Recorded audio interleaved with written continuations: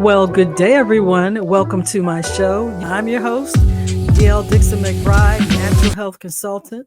And today I will be continuing from where we left off last week. So I talked about the 6 types of body fat and specifically the 2 most important that most people are concerned about, or you should be concerned about. And the number one type of body fat that we all should be concerned about is called visceral fat. That's the type of body fat that is inside. You cannot see it. It's body fat that wraps around our internal organs, such as our liver, our intestines, our heart. Is very bad and it can create multiple problems. So we spoke about that last week. And so this week, I'd like to go into more detail.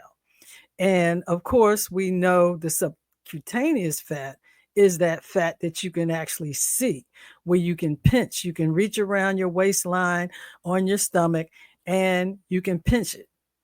Those so-called love handles are really not love handles, as we know. So today, let's jump into some of the ways that you can reduce visceral fat and subcutaneous fat. Now, last week I did show you slides of what it looks like when you have various levels of body fat and at what point you're in the danger zone. So if you didn't see that show, go back and listen to it. Partnersinhealthandbiz.biz, partnersinhealth.biz is the website. So let's talk about the ways that you can reduce your body fat.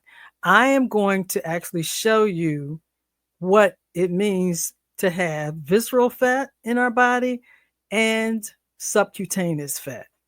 So if you will look at this slide that I'm going to show you right now. Okay.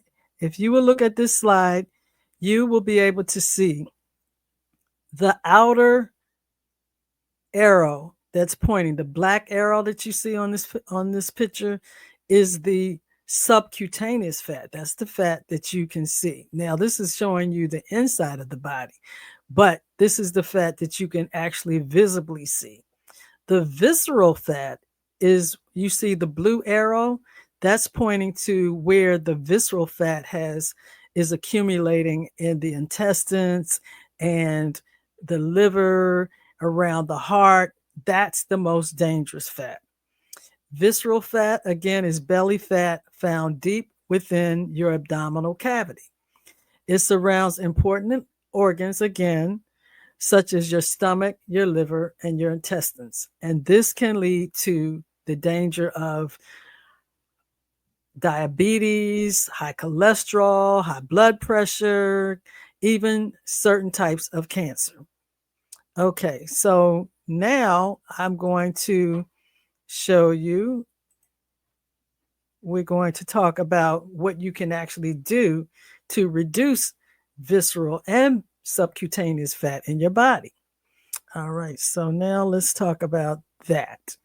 These are some of the foods that are recommended that we should be eating. First of all, dietary changes. Yes, number one, dietary changes. And so you're saying, well, what type of dietary changes?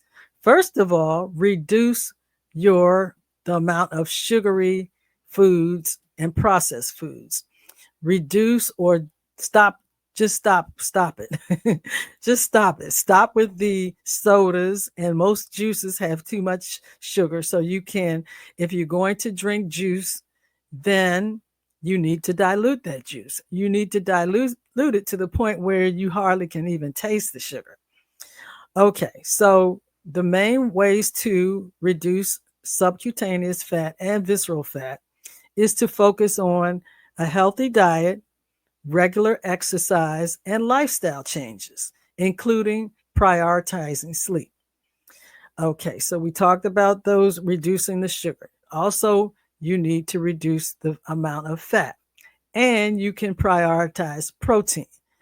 Now, this slide that you're looking at, it has some of the healthy proteins. And what are some of those healthy proteins that you're looking at? They're eggs, and they are nuts and seeds and broccoli and salmon and legumes, brown rice. These are some of your healthy proteins. Okay, so this is what you need to be concentrating on. So, in addition to that, let's talk about what else you can do. What else can you do? Well, why don't you limit your alcohol? Are you drinking wine every day or every night, or and you think that's a good thing to do? No, it's not. So you want to eat a balanced diet. You want to exercise and get plenty of physical activity. Aim for at least 150 minutes of moderate, intensely aerobic activity per week. And this would be walking, jogging, swimming, any of these type of exercises or ways to actually move your body. Okay. And let's get out of this. And we are going to talk to you about not only walking, jogging, or swimming. Suppose you put on some good music and you dance around the house. That's exercise. That's moving your body. Suppose you like to swim. Swimming is a wonderful way to get some physical activity, exercise. Not only are you helping to reduce the subcutaneous fat and visceral fat, you're exercising your heart muscles, you're exercising your arms, your legs, and your lungs. It's a wonderful way to get physical activity. The main thing that holds us back and adds to visceral and subcutaneous fat is because many of us have a sedentary lifestyle. You're sitting around working and you have these jobs, or you're in front of the television too long. You're just not moving. So I want you to get up and move your body. So these are some of the ways that you can actually reduce visceral fat and subcutaneous fat. And what is that going to do? That's going to help you to become healthier and happier. All right. Until next time, everyone, I'm your host, natural health consultant. Until next time, stay healthy and business savvy. Get out and get some fresh air and exercise, even if it's raining.